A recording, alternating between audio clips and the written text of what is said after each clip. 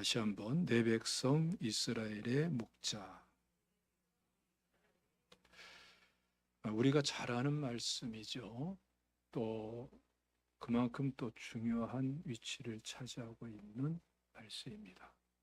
근데 이 말씀을 우리가 가만히 보면은 두 가지 면에 입각해서 말씀을 하고 계신 겁니다. 하나는 하나님의 징계요 심판, 또 하나는 하나님의 구원입니다. 왜 징계가 여기에 포함되느냐? 실질적으로 오늘 말씀 보면은 18절에 이렇게 말씀하죠. 라마에서 슬퍼하며 크게 통곡하는 소리가 들리니. 이건 물론 헤롯 왕이 악해서 베들레헴 땅에 있는 2살 아래의 어린아이들을 다 죽였어요. 근데 그냥 우발적이고 갑작스러운 사건이 아니라는 것을 말씀하고 있습니다. 그래서 17절 보면은 선지자 예레미야를 통하여 말씀하신 대로 이루어진 사건이다라고 증언을 하고 있는 것입니다. 다시 말하면은 구약에서 예언된 내용이 성취되면서 이러한 끔찍한 참상이 일어난 것이다라고 말씀을 하는 거예요. 그것은 예레미야서 31장에 말씀하신 내용이에요. 이때는 시기적으로 언제냐면은 남유다가 바벨론에게 망하에 가는 그때에, 그리고 모두 포로로 끌려가는 그 시기, 거기에 입각해서 주신 말씀이에요. 예레미야 선지자가 별명이 있죠. 눈물의 선지자다. 그래서 망해가는 남유다를 바라보면서 눈물로 호소하고 말씀을 전했던 선지자가 바로 예레미야 선지자. 그 중에서도 대표적인 말씀이 또 예레미야서고 예레미야 애가죠. 그때에 하나님께서 예레미야에게 중요한 말씀을 하십니다. 한번 읽어보겠습니다. 예레미야서 31장 15절 말씀 시작. 여호와께서 이와 같이 말씀하시니라. 라마에서 슬퍼하며 통곡하는 소리가 들리니 라헬이 그 자식 때문에 애곡하는 것이라. 그가 자식이 없어져서 위로받기를 거절하는도다. 베들레헴 라마에 끔찍한 참상이 일어나게 될 것을 예언적으로 선포하면서 경고하게 하시는 거예요. 그리고 실질적으로 이제 바벨론에게 망하고 포로가 돼서 끌려갈 때에 이런 사건이 일어나는 것이죠. 첫 번째 일어난 사건이고요. 그 다음에 두 번째 예언적 성취로서 일어나는 사건이 예수님께서 탄생하실 때의 헤롯을 통해서 라마의 아이들이 죽게 되는 이러한 사건인 거예요. 이거 우리가 잘 생각해야 되는 거예요. 어떻게 이런 일이 하나님께서 이런 엄청난 시간적인 역사적인 차이 속에서 두 차례에 걸쳐서 이스라엘에게 이 무서운 징계를 내리실까? 우리가 생각해 볼 필요가 있죠. 왜 그랬을까? 근데 예레미야 시대를 보면 말이죠. 이스라엘 백성들이 굉장히 타락했죠.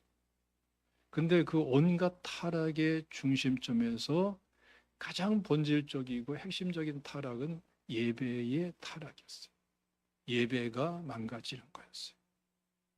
그래서 하나님께도 예배드리고 우상에게도 예배드리고, 하나님을 섬기고 예배드린다고 하면서 북이스라엘의 영향을 받아서 온갖 우상들을 다 가져와서 같이 예배드리고, 혼합주의적인 타락의 예배, 망가진 예배.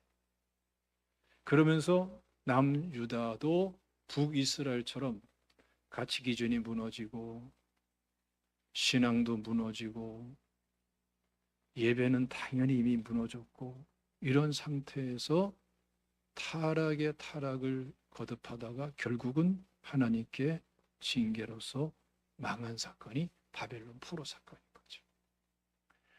로마서 1장에서 말씀하는 것처럼 우리 인간의 타락의 출발점이 어디서부터 시작되는가?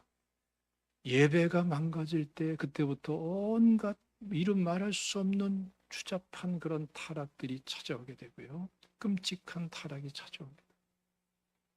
그런 사람들의 공통적인 특징이 뭐냐 하면은 부끄러운 걸 몰라.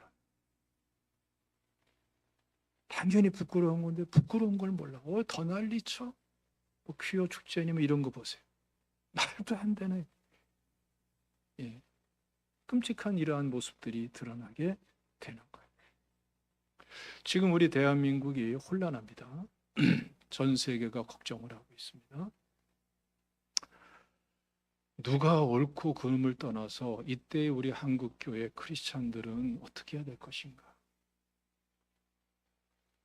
종교개혁 시대에 그 시대의 크리스찬들이 또 종교개혁자들이 어떤 태도를 가졌는가를 보면은 우리가 좀 생각할 게 많아요. 종교개혁자들은 공통적인 특징이 있더라고요. 보니까 우리는 어떻게 생각하면은 종교개혁은 로마 가톨릭 천주교와의 관계에서만 일어난 것 같습니다만은 사실은 그렇지가 않아요. 천주교가 너무나 타락한 것도 사실이고 그래서 종교개혁이 일어난 것도 사실이지만 그와 함께 이슬람 강력하게 일어섰어요. 그래서 이미 1453년에 이슬람 그 대표적인 오스만 터키에 의해서 콘스탄티노플이 함락이 되죠.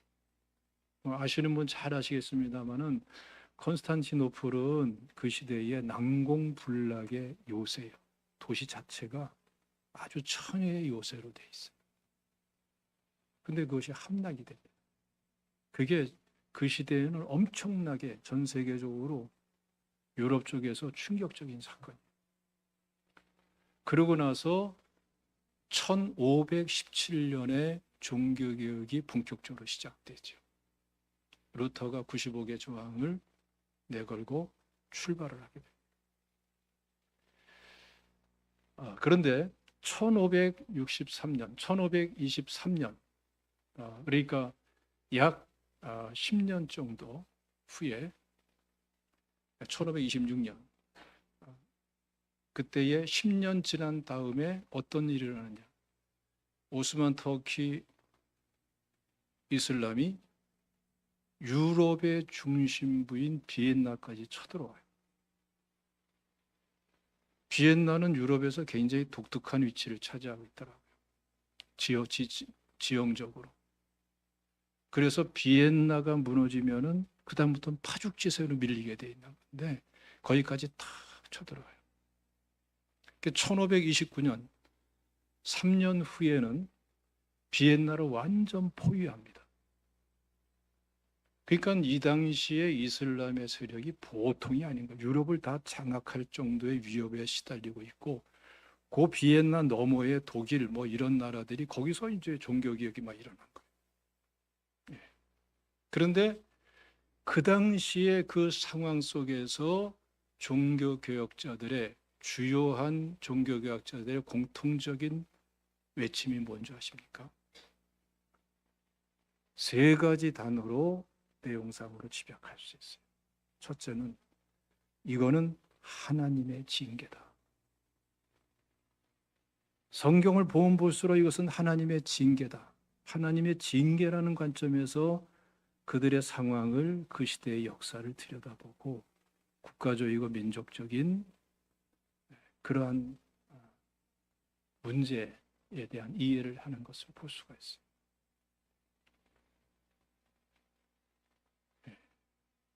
또 한 가지는 회개해야 된다. 근데 초점이 달라요.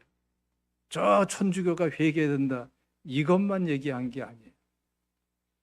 저 이슬람이 그렇다. 이것만 얘기한 게 아니에요. 진짜 중요한 회개는 기독교인들이 회개해야 된다. 그거를 끊임없이 외쳐요. 우리가 회개해야 된다. 내가 회개해야 된다.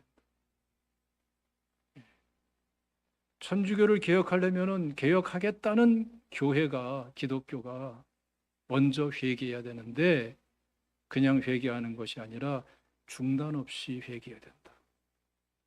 그래서 개혁교회는 끊임없이 개혁되어져야지 개혁교회로서의 정체성을, 본질을 유지할 수 있다. 강력하게 외치면서 회개운동을 일으키는 걸 볼 수 있어요.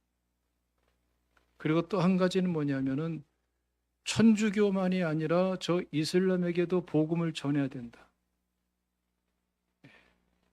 이 선교에 대한 강력한 그런 부르짖음과 헌신이 따라오는 걸 볼 수 있어요.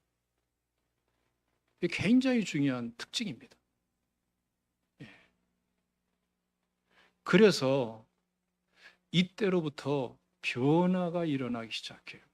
그로부터 약 150년 동안에 이슬람이 비엔나를 경계로 해서 넘어오질 못해요. 그 강력한, 그 시대로선 최고의 아주 그냥 초강력한 세력이었거든요. 당해낼 자가. 근데 비엔나를 넘어오질 못해요. 그리고 나중에 150년 후에 2차로 비엔나를 포위하고 공격하다가 실패를 하고, 그때부터 오스만 터키가 쇠락의 길을 걸어버리고 힘을 잃어버려요. 그러면서 이슬람이 주저앉는 거예요. 근데 그 사이에 뭐가 있었어요? 종교개혁자들을 중심으로 해서 이건 하나님의 징계다. 다른 사람이 아니라 우리가 먼저, 우리 자신이 먼저 회개해야 된다. 그리고 저들에게 복음을 전해야 된다. 이런 세 가지 운동이 그들의 심령 속에서 일어나고 신앙 개혁 운동이 일어나면서 하나님의 긍휼로 성경의 번번이 나타나는 하나님의 공식처럼 나타나는 이러한 원리를 통해서 이슬람의 세력이 주저앉고 천주교도 힘을 잃어버리고, 그러면서 종교개혁이 일어나고 성공적으로 일어나면서 새로운 유럽으로 변화되어 나가는 것을 볼 수가 있어요. 오늘날 우리가 국가적인 혼란과 위기를 맞이하면서 우리가 성경으로 돌아간다면 여기에서 크게 벗어날 수 있을까요? 저는 그렇지 않다고 봅니다. 지금 우리가 어떠한 정치적인 성향을 가지고 있든, 어떠한 관점에서 이 나라를 바라보고 이민족을 바라보고 이 국제 정세를 바라보든 우리는 변함없이 크리스찬들이에요. 우리는 변함없이 제자, 교회, 성도님들이에요. 성경으로 돌아간다면 우리는 세 가지 관점을 놓칠 수가 없어요. 괜히 일어나는 게 아니다. 우연의 결과가 아니다. 여기에도 하나님의 주권적인 섭리가 있다.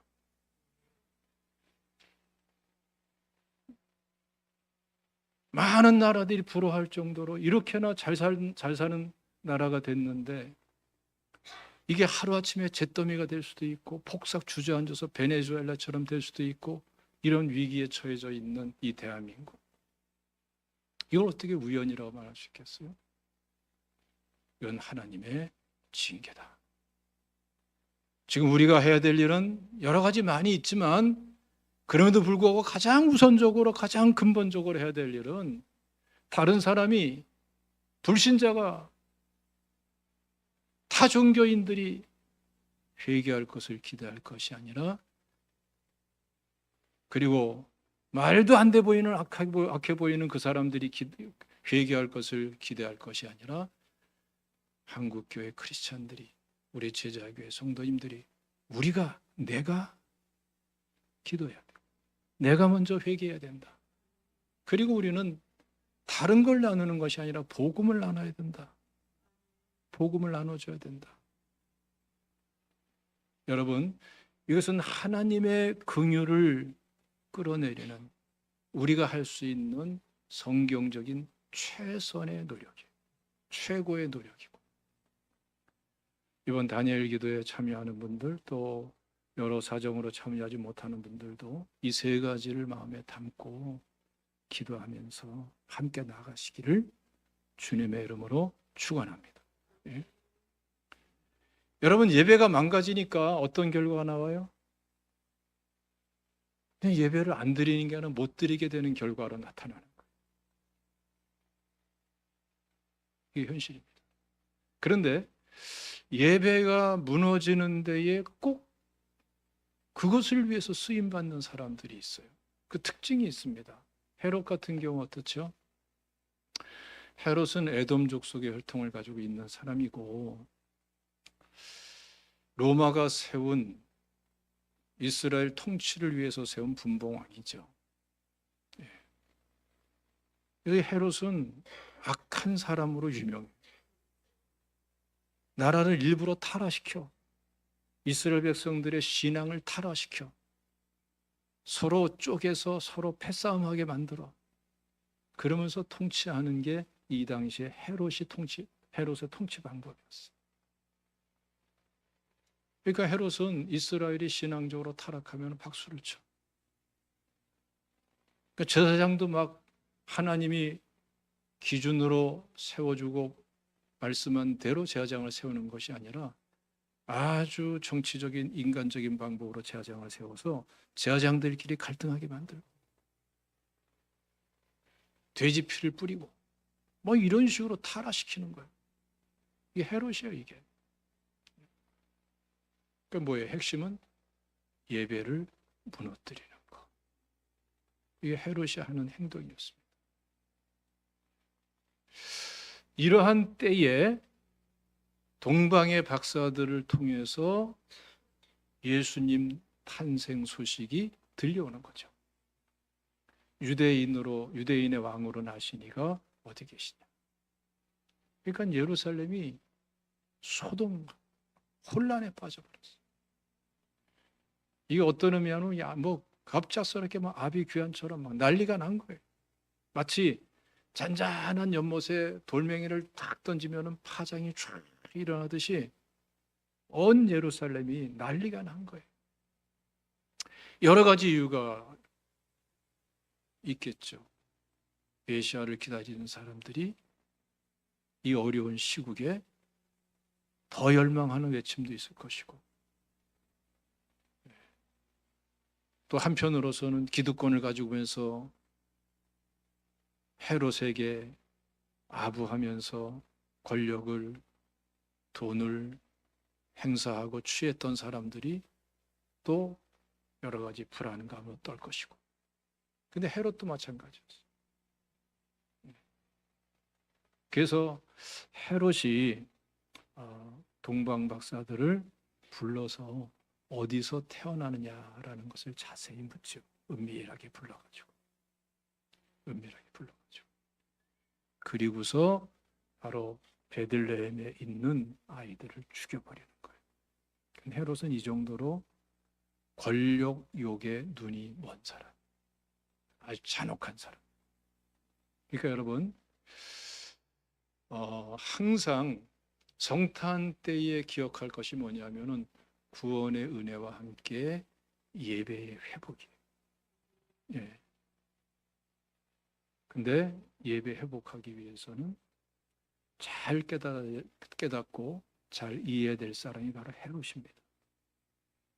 예배를 의도적으로 무너뜨리고 예수 그리스도의 탄생을 어린아이들을 죽임으로써 차단하고자 했다. 이 악한 헤롯. 예. 무서운 일이죠. 이 또 한 가지 사람이 누구냐면은 대제사장들과 서기관들이죠. 이들은 이 당시에 지도자들이고 학자들이고 신앙의 모범자들이에요. 자, 그런데 가만히 보면 이들은 말이죠, 헤롯이 아기 예수가 어디에 탄생하느냐 물을 때에 정확하게 대답을 합니다. 정확하게 저 유대 베들레헴이라고 정확하게 대답을 해요. 그러니까 예수 그리스도가 탄생할 때는 성경에서 어디에 탄생할 것이라고 분명히 말씀했는데 그것이 바로 베들레헴이다. 알고 있었다는 얘기예요. 근데 그 사이에 어떤 일이 있었죠? 동방 박사들이 왔고 유대인의 왕이 어디 계시냐 물었고 예루살렘은 막 소동이 막 일어나고 막 이 한마디가 딱 떨어지자 막 파장이 막 일어나고 그러고 있는데 이 대제사장들과 서기관들은 어디에 있어요? 왕궁의 헤롯 옆에 있는 거예요. 이들이 예수님이 탄생할 것을 이미 알았던 사람들인데 그렇다면 어디가 있어야 맞는 거예요? 이들이 종교 지도자들인데 어디가 있어야 맞는 거예요? 베들레헴에 가 있어야 되죠.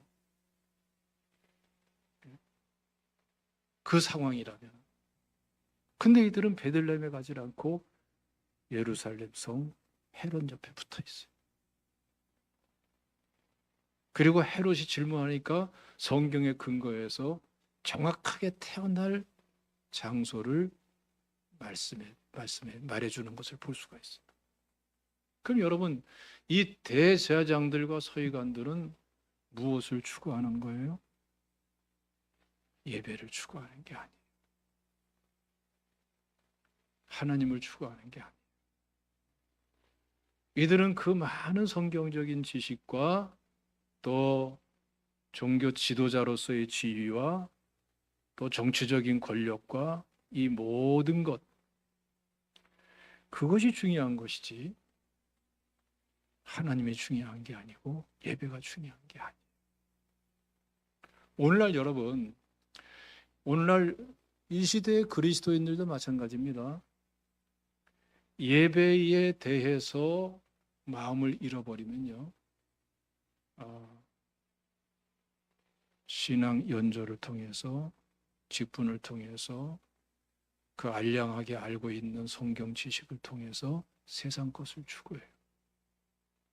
세상 것을 위해서 사용해버려요. 그러면서 지혜로운 것처럼 생각을 해요. 예배는 온데간데 없고. 그런데 이러한 입장에, 이러한 과정에 여기서 어떤 일이 벌어집니까? 베들레헴의 2살 아래의 어린아이들이 헤롯에게 살육당해지는.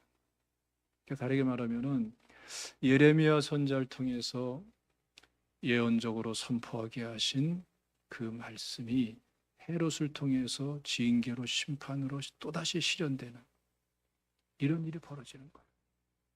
그러니까 여러분, 우리가 신앙생활하고 이렇게 하루하루 살면서 이 두 가지 형태로 쓰임 받게 돼요. 하나는 뭐냐면은 헤롯과 대제사장과 서기관들처럼 하나님의 주권적인 섭리가 진행되는 과정에 베들레헴의 아이들을 죽게 만드는, 다시 말하면 하나님의 징계가 행해지는 데 쓰임 받는 사람이 될 수가 있어요. 또 한 가지는 동방의 박사들처럼 예배자로 쓰임 받을 수 있는 사람이 될 수가 있어요. 이건 우리가 각성하고 선택해야 될 문제인 줄로 믿으시기를 바랍니다. 그래서 예배를 놓쳐버리면 안 된다 이거예요. 예배가 망가지면 사실은 다 망가지는 거예요. 그래서 먹든지 마시든지 무엇을 하든지 하나님의 영광을 위해서라고 말씀하는데, 그 하나님의 영광을 위한 핵심에는 뭐가 있는 거예요? 예배가 있는 거예요. 예배만큼 하나님께 영광 돌릴 수 있는 것은 우리 인간에겐 적어도 없어요. 하나님이 예배를 원하시기 때문에. 믿습니까? 그래서 여러분, 우리는 이 시간에 어떻게 망가진 예배, 어떻게 무너져버린 예배를 다시금 수축하고 예배를 회복할 수 있을까? 이걸 좀 생각해야 돼요. 근데 본문 말씀 보면은 그게 그렇게 어려운 게 아니에요. 왜냐하면은 이 동방 박사들을 보면은 이 사람들이 신앙이 막 엄청나게 좋은 사람이겠습니까? 불신자겠습니까? 이 사람들은 불신자로 볼 수밖에 없는 사람들이에요. 그 초신자 중에 초신자, 아니 초신자라고 말하기도 어려워요. 완전히 불신자예요. 동방의 박사들이니까 아마 뭐 이란, 이라크, 저 너머 그 너머까지 해당되는 사람들인데, 너무나 멀리 떨어져 있는 사람, 그리고 예수를 믿었다는 근거는 조금이라도 찾아볼 수 없는 사람. 근데 이들에게 변화가 일어났죠. 이 동방의 박사라고 우리 성경에 번역했습니다마는 보통 어떻게들 이해하냐면은 점성술사다, 또는 곱게 말하면 천문학자다, 그렇게 그 범주에서 이해할 수 있는 사람들입니다. 그러니까 지금도 뭐 천문학이 엄청나게 지금 더 이렇게 진전되고 발전되고, 또 거기에 대한 특수한 렌즈들도 계속 개발하고 있고 또 설치하고 있습니다만은, 고대로부터 지금까지 변함없이 별과 해와 달에 대한 연구가 아주 치밀하게 끊임없이 이루어져 왔어요. 그런 학자들에 해당되는 사람들이. 근데 이들에게 갑작스럽게 특이한 별이 발견된 거죠. 이들이 얼마나 놀랐겠어요. 심상치 않은 별이 갑자기 나타났다. 근데 그 별이 가만히 보니까 자기들을 인도하더라는 거죠. 어디까지 인도했습니까? 예루살렘까지, 베들레헴까지, 아기 예수에게까지. 엄청난 사건입니다. 엄청난 사건. 여러분, 근데 가만히 생각해 보세요. 한 사람이 예수 믿고 하나님께 돌아와서 예배자가 되는 거는요, 자기 스스로의 힘으로 될 수가 없어요. 은혜로 되는 거예요. 그리고 절대로 우리 인간에게서도 시작되는 게 아니에요. 출발점이 우리 인간이 아니에요. 하나님이. 그래서 하나님이 세상을 이처럼 사랑하사 독생자를 주셨으니라고 말씀을 하는 거예요. 우리가 먼저 하나님을 사랑한 게 아니라 하나님이 우리를 먼저 사랑하셨어요. 우리가 하나님을 먼저 찾아간 것이 아니라 하나님이 먼저 찾아오셨기 때문에 예배가 가능한 거예요. 구원도 가능한 거예요. 믿습니까? 그래서 우리가 희망이 있는 거예요. 동방의 박사들이 별을 발견한 것은 사실은 하나님께서 발견할 수 있도록 은혜를 주신 거예요. 그 별에 인도함 받게 하신 것도 하나님의 은혜예요. 하나님 쪽에서 먼저 하시고 이끌어 가신 거예요.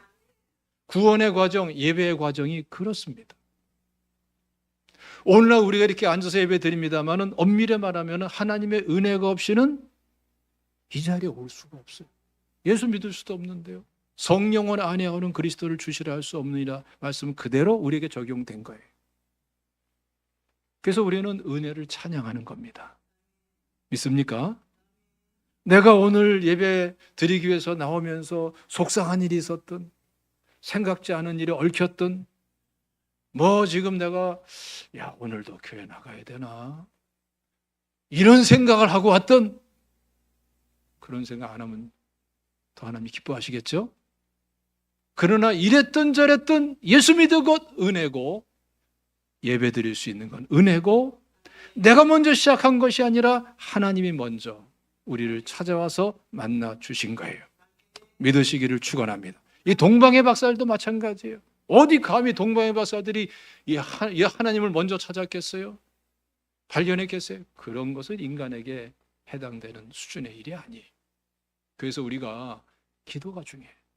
서로를 위해서 기도하는 것, 예배 회복을 위해서 기도하고, 잃은 양이 돌아오기 위해서 기도하고, 구원받지 못한 영혼이 구원받도록 기도하고, 하나님은 기도를 통해서 역사하시는 분이세요.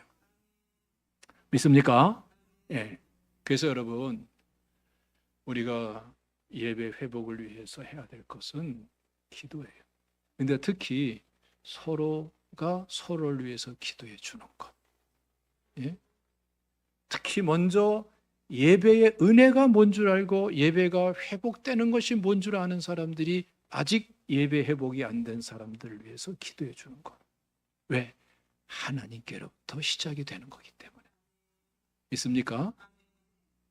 어떠한 섭리가, 더 큰 섭리가 동방 박사들의 배후에 있었는지 우리는 알 길이 없어요. 기록이 없기 때문에. 그러나 분명한 것은 하나님이 찾아가서 만나주시고 인도하신 거예요. 근데 이들에겐 뭐를 통해 찾아갔죠? 별을 통해서. 또 별을 통해서 인도하신 거예요. 아기 예수께로. 믿습니까? 이런 역사가 우리 제자교회에 매주간 끊임없이 매일같이 일어나야 될 줄로 믿습니다. 그래서 기도가 중요한 거예요. 자, 근데 여러분 보세요. 이들이 예루살렘에 와서 질문한단 말이죠. 유대인의 왕으로 나시니가 누구냐? 근데 그걸로 끝나지 않고 우리가 뭐하러 왔노라? 경배하러 왔노라. 다르게 말하면 예배드리러 왔노라.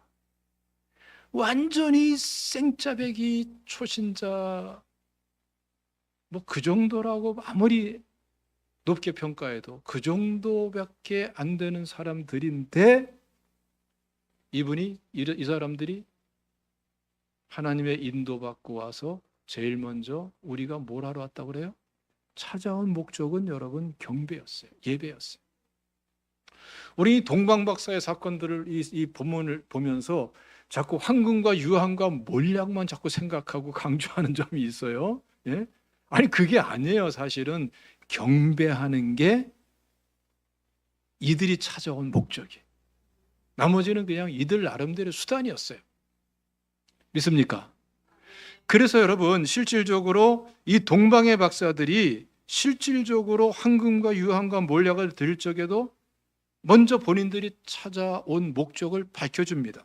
우리 11절 말씀 다 같이 읽어보겠습니다. 시작. 집에 들어가 아기와 그의 어머니 마리아가 함께 있는 것을 보고 엎드려 아기께 경배하고 보배압을 열어 황금과 유황과 몰약을 예물로 드리니라. 그러니까 여러분 이 동방 박사들은 사실은 뭘 하러 온 게 우선이고 본질적인 거예요? 경배하러 온 거예요. 황금, 유황과 몰약은 그건 자신들이 그냥 표현의 방식일 뿐인 거예요. 다른 것들일 수도 있는 거예요. 본질적인 것은 뭡니까? 경배, 예배였어요. 근데 이게 어떻게 이루어졌습니까? 자기들 스스로 힘으로 된 게 아니에요. 은혜로 된 거예요. 별을 볼 수 있었고 별의 인도를 받을 수 있었고. 믿습니까? 예배의 회복은 하나님이 먼저 시작하셔야 되는 거예요. 그래서 서로를 위한 기도가 중요한 줄로 믿으시기를 축원합니다. 근데 참 놀라운 것은 이들에게 또 한 차례 하나님께서 다른 방법으로 이들을 인도하시죠. 동방의 박사들은 두 가지 방식으로 하나님과 만나고 하나님의 인도함 받는 것을 체험한 사람들이에요. 첫 번째는 별이고 두 번째는 뭘까요? 꿈이었어요. 한번 읽어봅시다. 자, 12절 말씀 시작. 그들은 꿈에 헤롯에게로 돌아가지 말라 지시하심을 받아 다른 길로 고국에 돌아가니라. 우리 이제 꿈을 통해서 하나님께서 만나주시고 인도하셨다라는 이 내용을 들으면은 처음에 별이 더 멋있었는데 와닿는 게 크잖아요, 그렇죠? 예? 그렇게 생각하기가 쉬워요. 그런데 사실은 성경은 그렇게 말씀하고 있지는 않습니다. 별도 귀하지만 성경 전체적으로 보면은 하나님께서 자기 자신을 드러내고 하나님의 뜻을 밝혀주실 때에 꿈을 통한, 이걸 소위 말해서 계시라고 말하죠. 드러내 주시는 것.